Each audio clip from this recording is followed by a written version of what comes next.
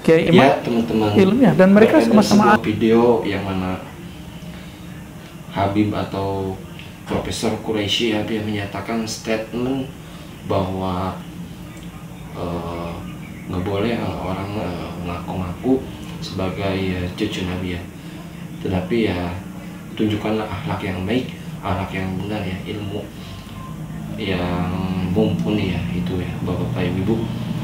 Oke, nanti juga kita akan mendengar ya yang mana Buya Ar-Razim menyatakan statement yang sangat-sangat profesional ya, yang mana di tengah-tengah antara mendukung Kiai Iman dan di Pro Habib. Oke, kita akan menyimak ya penjelasannya dari Gus Hanif Farhan. Ya, kita ke Dr. Quraisy Shihab yang kemudian dimuat dalam sebuah buku yang ditulis oleh Kiai Haji Imaduddin Utsman Al-Bantani yang awal-awal ya, kalau tidak salah itu buku kedua setelah buku Menakar Nasab Habaib ya.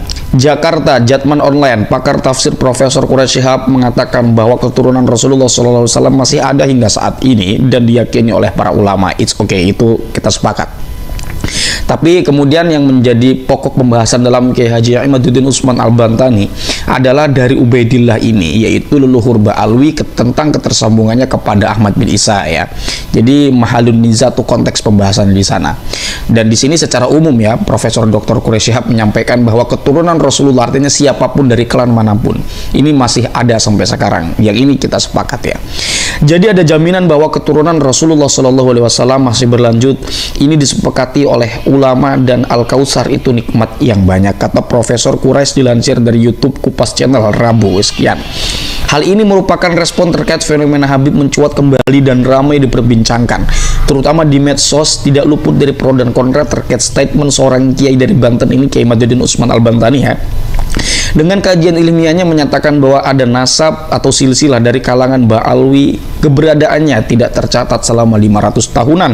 Ini ceramah Kiai Haji Imaduddin Utsman Al-Bantani dilansir dari Gus Fuad Channel. Ulama ahli tafsir Al-Quran ini menjelaskan bahwa pertama dengan adanya ilmu nasab, jadi wajar orang memperhatikan garis keturunan, apalagi ada bobot bebet bibit. Tetapi tidak usah Anda yang mengklaim diri Anda. Ini yang menarik dari Profesor Dr. Quraisy Shihab. Oke, lupakan Ba'alwi ini nasabnya tersambung atau tidak. Ya, ini ungkapan etis ya. Jadi orang cerdas itu selalu menarik semua persoalan dan melihat dari sisi kacamata kemanusiaan. Saya respect kepada beliau ya. Terlepas mungkin Anda ada beberapa statement yang tidak Anda sukai dari beliau, it's okay lah. Saya pun begitu mungkin kepada beliau. Tetapi ini secara umum kita harus sama-sama sepakat bahwa beliau ini orang alim ya. Tetapi tidak usah Anda yang mengklaim diri Anda. Seandainya semua Ba'alwi mengatakan seperti ini, artinya yang oknum-oknum yang mungkin jumlahnya segelintir berbanding balik ketimbang jumlah yang sebenarnya ya, yang kemudian itu merusak citra dari Ba'alwi sendiri, malah yang segelintir oknum-oknum itu yang cerita fakih mukodam beginilah begitulah ya, di dalam darah kami mengalir itulah dan semacamnya itu, hujan susu, rantai emas, wes banyak pokoknya. Jika kemudian itu tidak ditemukan di publik, kira-kira akan seperti ini nggak diskursus? Kiamat bakal muncul nggak kira-kira? Ya, coba Anda jawab itu. Ini sebelum nanti saya tampilkan video dari Kiai siapa, Buya Hashim ya, Buya Ar-Razi ya nanti ya. Ingat, tetapi tidak usah Anda yang mengklaim diri Anda. Buktikan bahwa hal tersebut melalui akhlak, ilmu, dan Anda, tegasnya. Nah, ungkapan dari Profesor Dr. Quraisy Shihab yang seperti ini ada cerita dulu.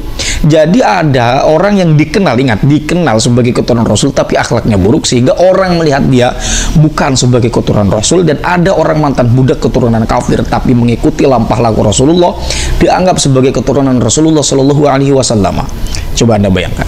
Woi, pakai ini sama seperti kasusnya Ba'alwi. Enggak begitu. Kalau Ba'alwi ini diskursusnya bukan dari perilaku, melainkan dari silsilahnya. Tapi itu pembahasan lain ya. Kita lihat sisi etis dari Profesor Dr. Quraisy Shihab. Intinya jangan ngaku-ngaku.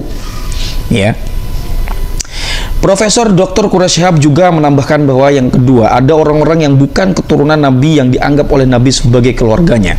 Salmanu minna ahlal baiti. Artinya Salman adalah bagian dari kita sebagai ahlul bait, kata Profesor Dr. Quraisy Shihab. Kata Profesor Dr. Quraisy Shihab, Profesor Dr. Quraisy Shihab ini dilansir atau dikutip dari Al-Mu'jamul Kabir li Tabrani halaman 6040. Kemudian sebagaimana kita ketahui, Salman bukan darah daging Rasulullah. Ia juga bukan keturunan suku Quraisy, seorang Persia yang saat ini Republik Islam Iran. Walaupun demikian, ia diakui Nabi sebagai ahlul baitnya atau keluarga Nabi. Karena apa? Tentu di sini sebab ia beriman lagi patuh. Kuncinya adalah mengikuti perintah dan menjauhi larangan Rasulullah. Mari kita tonjolkan akhlak kita nih. Ini di penutupnya ya, menarik nih. Mari kita tonjolkan akhlak kita, ilmu kita, dan pengabdian kita. Itulah yang menjadikan Rasulullah bangga.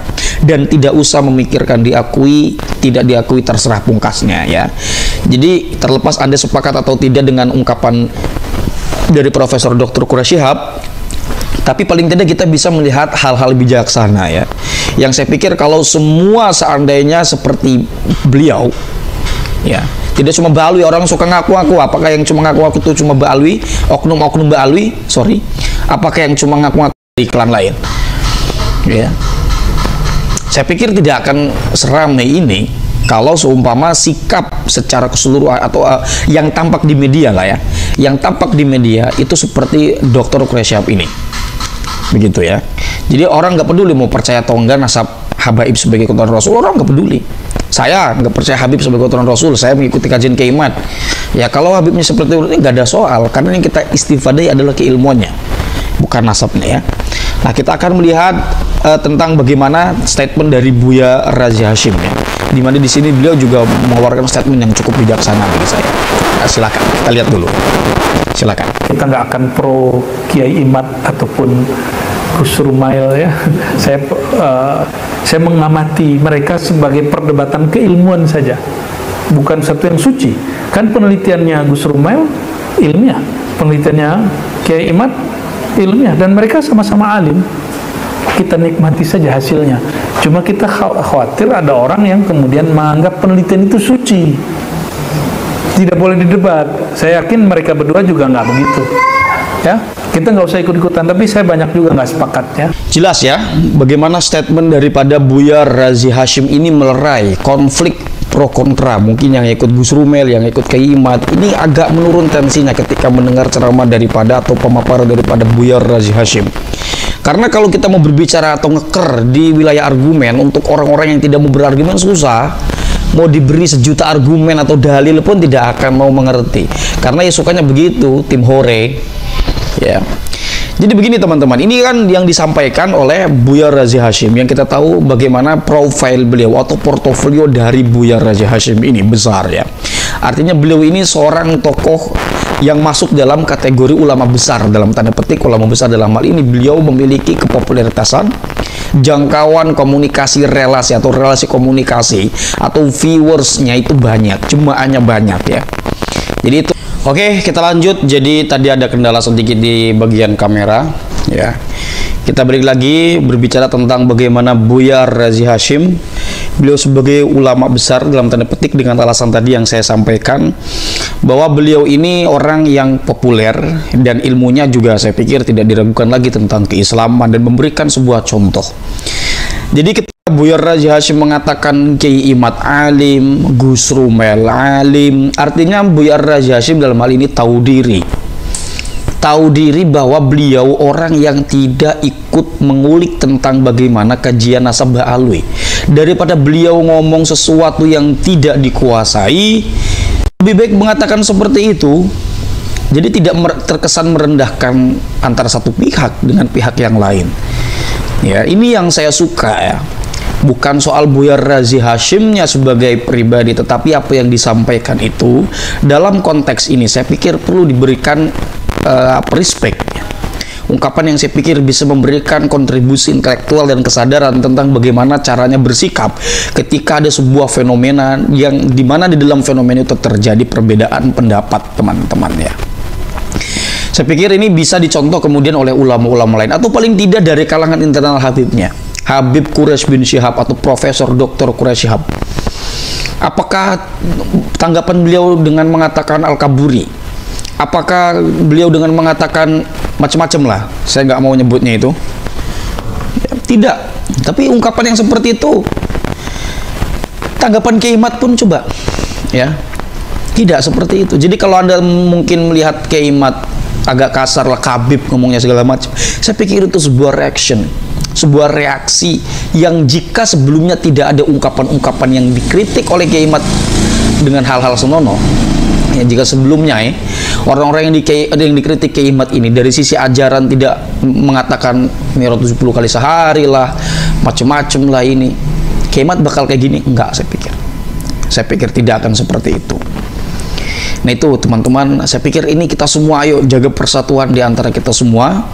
Ya, soal bagaimana kemudian di sini Habib Quraish Shihab, Buya Razi Hashim, dan mungkin juga ada yang lain, ini mendukung Kiai Haji Imaduddin Utsman Al-Bantani dalam tanda petik, bukan mendukung dalam pengertian sepakat dengan hasil Kiai Imad ya. Soal sepakat atau tidak sepakat itu nomor sekian lah, yang penting cara penyikapannya dulu. Kita boleh gontok-gontokan di dalam ruang perbedaan pendapat atau dalam ruang perbedaan argumentasi. Artinya ngotot itu sekadar memberikan argumentasi. Tapi kalau sudah masuk ke wilayah konflik di kolom komentar atau bahkan mungkin konflik sosial seperti penolakan Habib di Banyumas dan juga di Banyuwangi kepada Habib Syekh. Kalau di Banyumas entah Habib siapa, tapi kemarin-kemarin itu ada kontennya di Gusmar KB Nusantara ya. Jadi mendukung dalam hal ini adalah menyikapi apa yang disampaikan Kiai Imad ataupun yang lain mengenai hal-hal yang mungkin berbeda ketika dilayangkan di tengah masyarakat, dan tapi itu bisa dipertanggungjawabkan, ditanggapi secara bijaksana ya. Mendukung untuk kejujuran ilmiah, mendukung untuk